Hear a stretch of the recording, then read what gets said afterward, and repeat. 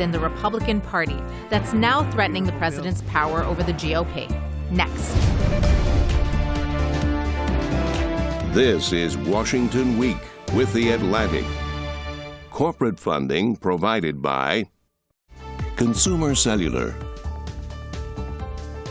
Certified financial planner professionals are proud to support Washington Week with The Atlantic. CFP professionals are committed to acting in their clients' best interest. More information at letsmakeaplan.org. Additional funding is provided by Koo and Patricia Ewan for the Ewan Foundation, committed to bridging cultural differences in our communities. Sandra and Carl DeLay Magnuson, Rose Herschel and Andy Shreves, Robert and Susan Rosenbaum, Charles Hamawi through the Charles Hamawi Fund, Steve and Marilyn Kerman, and by contributions to your PBS station from viewers like you. Thank you. And now from the David M. Rubenstein studio at WETA in Washington, here is Washington Week with The Atlantic. Good evening and welcome to Washington Week. I'm Vivian Salama, in tonight for Jeffrey Goldberg. For months, the White House has been doing somersaults, trying to distract from what has now become a scandal so combustible that it's creating fissures within the Republican Party. A small but powerful group of otherwise Trump loyalists is siding with Democrats, demanding the release of files that may offer greater transparency into the influence and connections of the late sex offender, Jeffrey Epstein. And speaking of fissures, Democrats are wrestling with their own, between the moderate senators who brokered the deal to end the government shutdown and the progressive wing of the party, which hope to hold the line.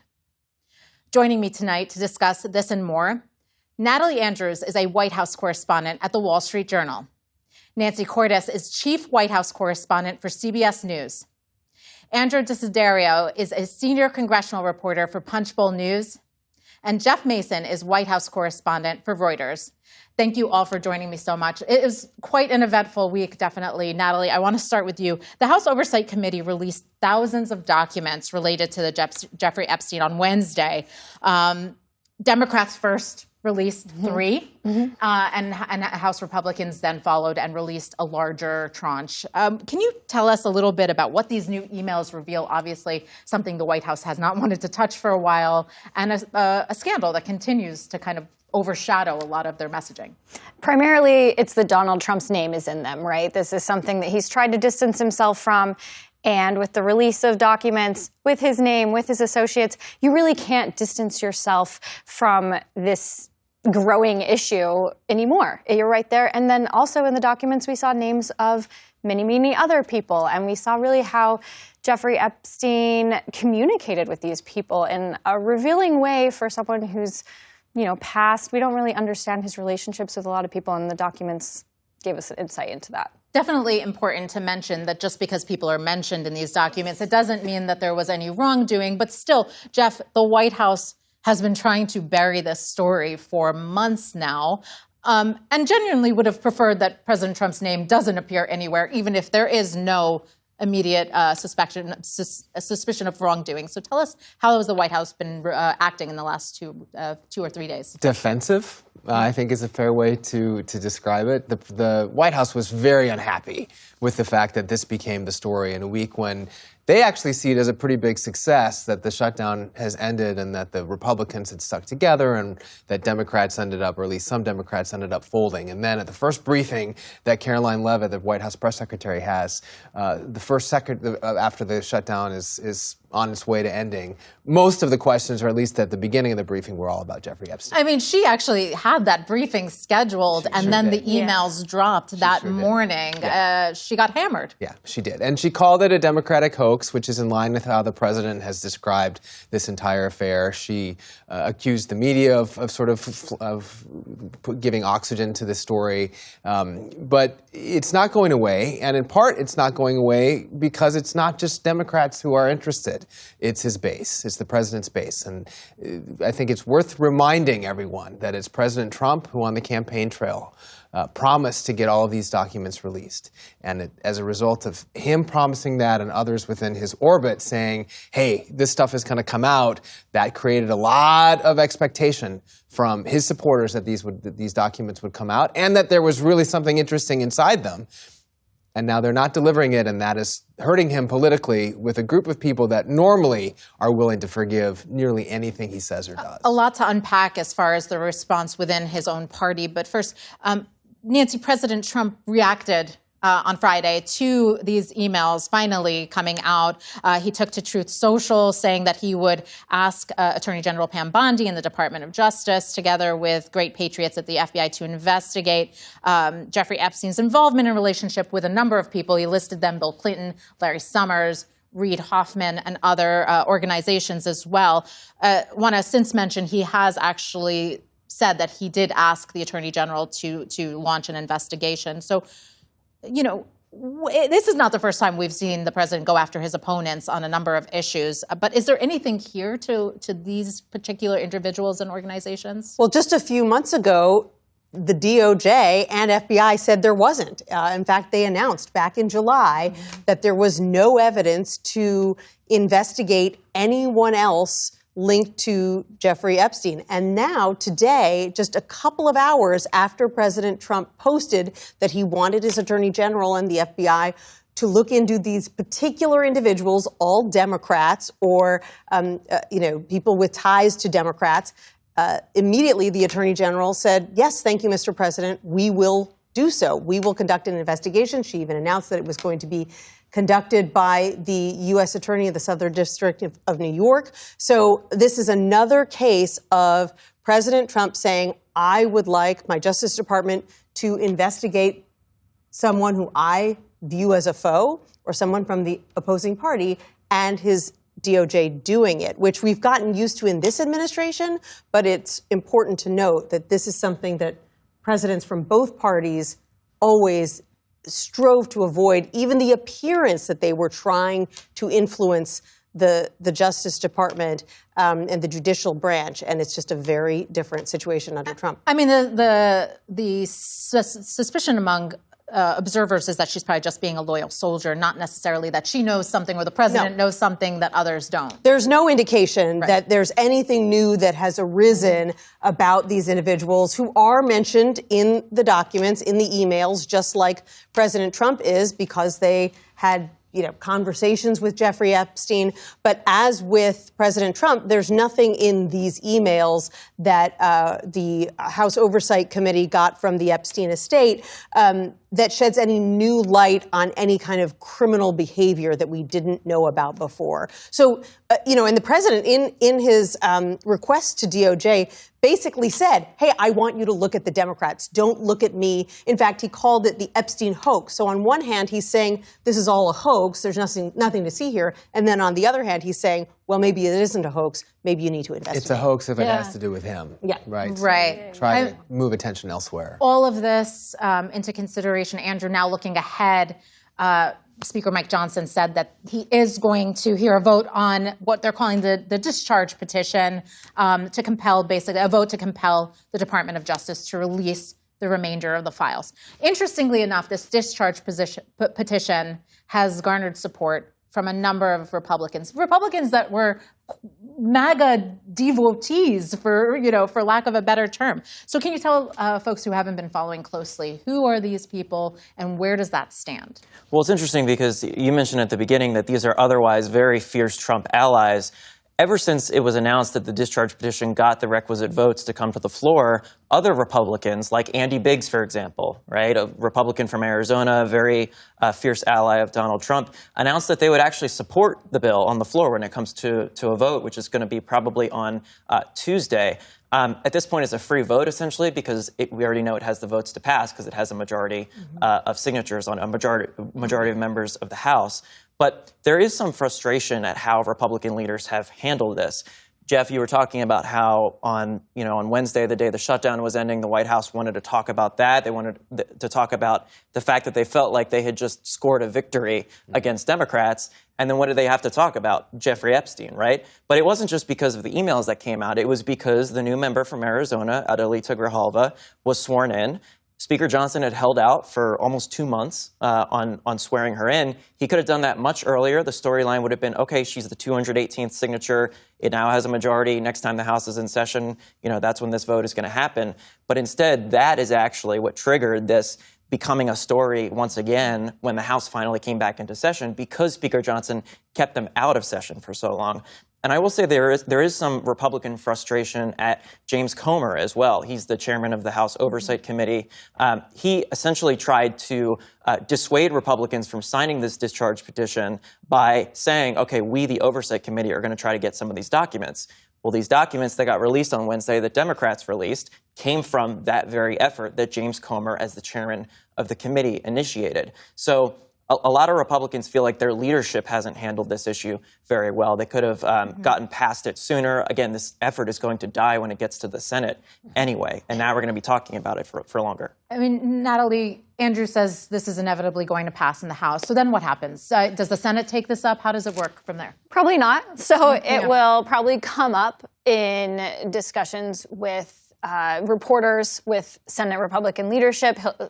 Thune, the Senate Majority Leader, will certainly be asked about it, but it's not in his best interest, right, to put every Republican senator on record voting how they feel about this issue. It's dicey. That's why a lot of Republicans in the House don't want to have to take this vote next week. They don't want to go on record saying they don't want to see. Like, how do you game that out, right? I don't want to see the files, but wait, now Donald Trump's talking about the Democrats, so maybe I do. Senators will be asked about it. They may try to UC it. Democrats may try to put it on the floor and try to pass it by unanimous consent.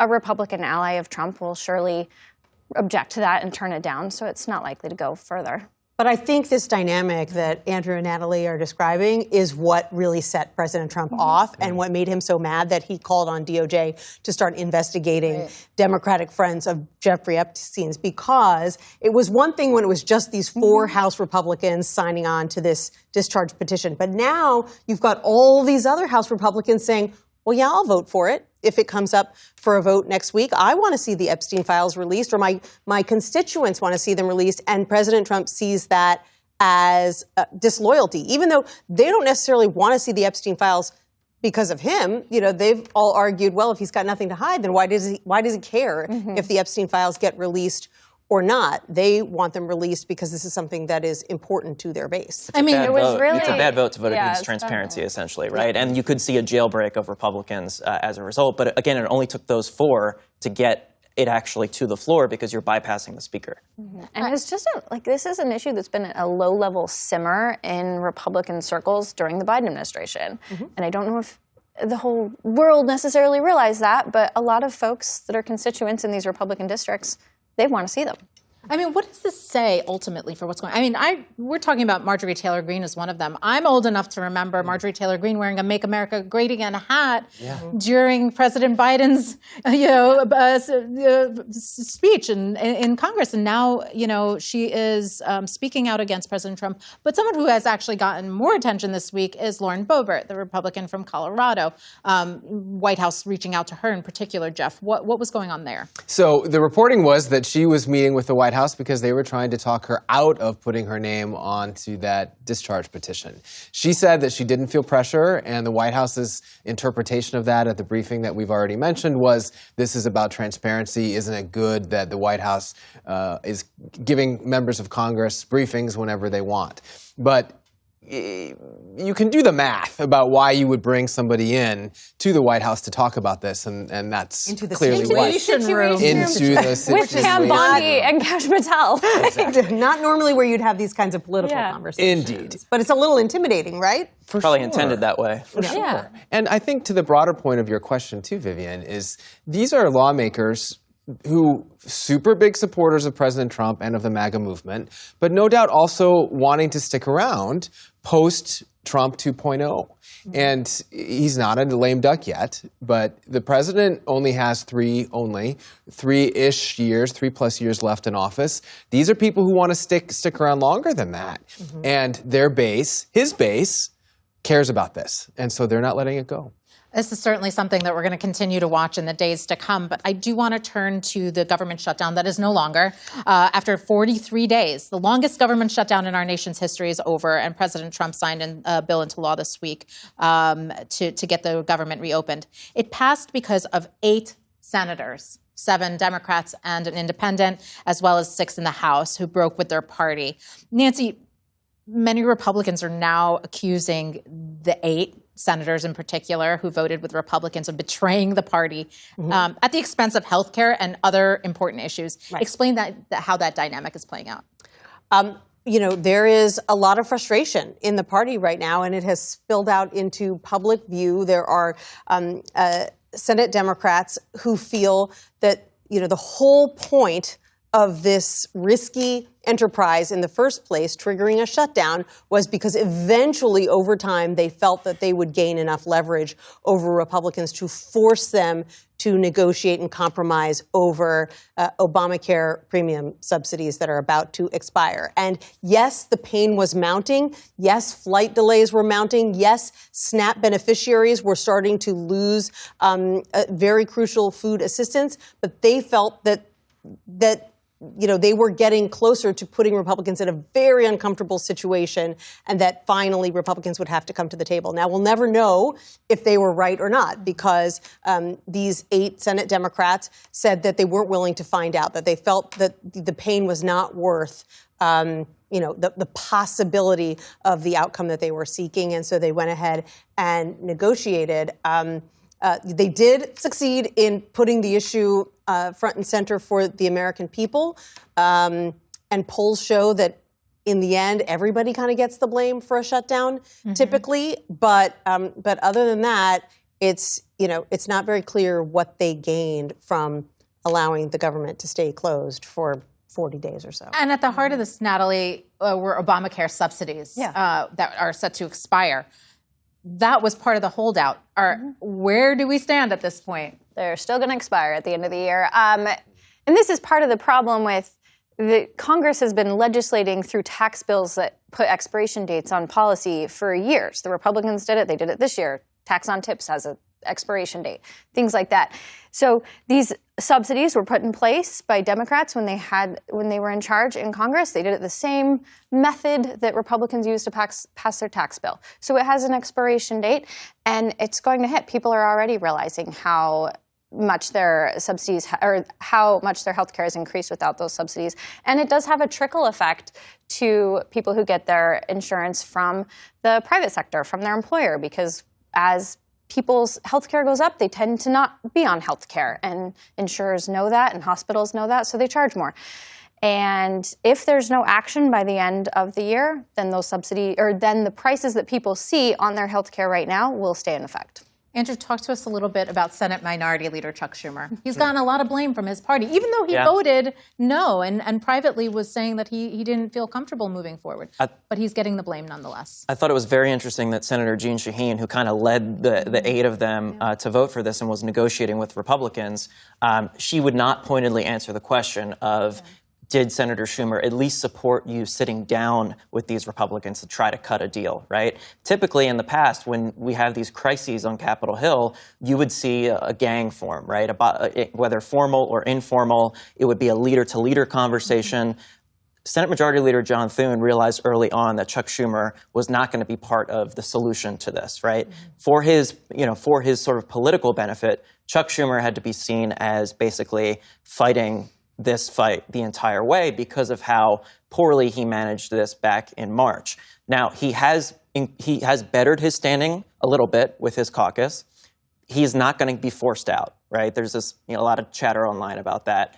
That's not going to happen, right? The question is, will he be able to be reelected as the Democratic leader for the next Congress? Those elections will happen after the 2026 midterms. I do think another element of this is really notable, too, when it comes to the Democratic split and how much Democrats really have been fighting amongst themselves on this issue. Senator Shaheen, who I just mentioned, who was leading this effort, she told us earlier this week that on Sunday, when they realized that they had the votes for this, more Democrats than just that 8 came to her and said, I'm going to vote for this on the floor. And then just those 8 senators from the Democratic side of the aisle ended up voting for it. And it ended up getting exactly 60 votes, right? So if there was another Democrat that peeled off, the entire deal would have collapsed. And nobody likes to be that 60th vote when you've got a deal like this, right? Because of the criticism you're going to get. I think the point that Senator Shaheen was underscoring was that so many of them felt, I don't know if bullied is the right word, but they felt like there was so much pressure from the left, from progressives, to hold the line, such that so many of them who came to her earlier in the day and said, hey, we're going to actually have 12 to 15 Democrats supporting this, ended up peeling off by the time the vote happened and just barely got through. I read a fascinating statistic this week that the average age of the 8 senators who voted to side with Republicans was 70. Right. And, we were talking about the New York City mayoral race and sort of the generational divide in the Democrats who voted for Zohran Mamdani. Did that play out in this as well? Absolutely. And I think one of the biggest trends in the Senate over the last 10 to 15 years has been the hollowing out of the middle, right? Mm-hmm. The middle of the Senate, Democrats and Republicans alike, centrists, moderate senators who would be at the table trying to cut a deal, trying to get out of this crisis, right? That number has whittled down, and it is getting close to non-existent. Senator Shaheen, who led these talks and led this effort to get out of the shutdown, she's not running for re-election next year, right? Yeah. She isn't going to be here. Senator Durbin, the Democratic whip, another one who voted for this deal, he's not going to be here either. So you really see that that trend sort of continuing, and I think it's reflected in the fact that these are older members. Jeff, the Congressional Budget Office estimates the shutdown cost the nation an estimated $11 billion. A number of polls that have been taken in the last few days show that Americans care most about things like affordability and health care, just being able to take care of their families. Do you feel like the White House might have underestimated how much blowback they would get? They worked so hard to pin this on Republicans. Nancy was just saying both parties ultimately get the blame. But did they really understand how much blame Republicans would get at the end of the day? Well, we were talking earlier about defensiveness. They were very defensive on this issue as well. Both the president and his people frustrated that all of a sudden the Democrats have had a success on the issue of affordability. And that was sparked, of course, by the off-year elections the other week, which this week got a little bit less attention, but it's still sort of underscoring the fact that that is now a strength for Democrats and it's a weakness for Republicans. And you were asking about the polling. The polling shows, as Nancy rightly said, that both sides are getting some blame. But more of the blame is going to Republicans than it is to Democrats. And that's in part because of a perception that President Trump has lost, I don't want to say lost his way, but lost his focus on the things that he promised he would do on the campaign trail with regard to bringing prices down. And so we're probably going to see a change in message and a change in a travel schedule as a result from the president and the White House going forward to address that. Well, and there's the White House attempt at messaging, and then there's the president's messaging. Yeah, and they do sometimes the diverge. Like the president said this week in an interview that he doesn't believe the polls that show that Americans are really concerned about affordability, that actually he doesn't think they are that worried. And he's been arguing actually groceries are getting cheaper, not more expensive. Gas is getting cheaper, not more expensive. And the numbers just don't bear that out. And so that is contributing to this notion that he is not, he is not in touch with exactly what Americans are experiencing right now. Took off the tariffs, too, on those groceries, right? That was a sign, kind of an admission that that is a problem, right? Yeah. Right. Well, and sort of in the minute we have left, we're also expecting him to meet with the Saudi Crown Prince, Mohammed bin Salman, this coming week. He has been so fixated on these foreign engagements. He went on 2 trips during the shutdown, which is very unusual, foreign trips, I should say, very unusual for a president to do, has had a number of these high-level engagements. I mean, Natalie, what are they not getting the message quite yet? How do you interpret that? Donald Trump really loves going to these places where they roll out the red carpet. It's a big move. He likes the trade deals. Even though he can see the reports from his advisors about the cost, tariffs are like Donald Trump's bread and butter. He talked about doing that every day on the campaign trail. It's really hard for him to square, I think, the effect with what he always wanted to do. We're going to have to leave it there, sadly. So much more to talk about in the future. Thank you all for joining me, and thank you at home for watching us. Before we go, we want to take a moment to congratulate Suzanne Kersey, who's retiring this week after 50 trailblazing years here at WETA. She's been an extraordinary colleague and mentor, helping get Washington Week on the air in a variety of capacities. Our Friday nights won't be the same without her, though we hope hers are more relaxing. Thank you, Suzanne, for your friendship and for all your incredible contributions to our show and to so many others. I'm Vivian Salama. Good night from Washington. Corporate funding for Washington Week with The Atlantic is provided by... In 1995, two friends set out to make wireless coverage accessible to all. With no long-term contracts, nationwide coverage, and 100% U.S.-based customer support. Consumer Cellular. Freedom calls. Certified financial planner professionals are proud to support Washington Week with The Atlantic. CFP professionals are committed to acting in their clients' best interest. More information at letsmakeaplan.org. Additional funding is provided by Koo and Patricia Ewan for the Ewan Foundation, committed to bridging cultural differences in our communities. Sandra and Carl DeLay Magnuson, Rose Herschel and Andy Shreves, Robert and Susan Rosenbaum, Charles Hamawi through the Charles Hamawi Fund, Steve and Marilyn Kerman, and by contributions to your PBS station from viewers like you. Thank you.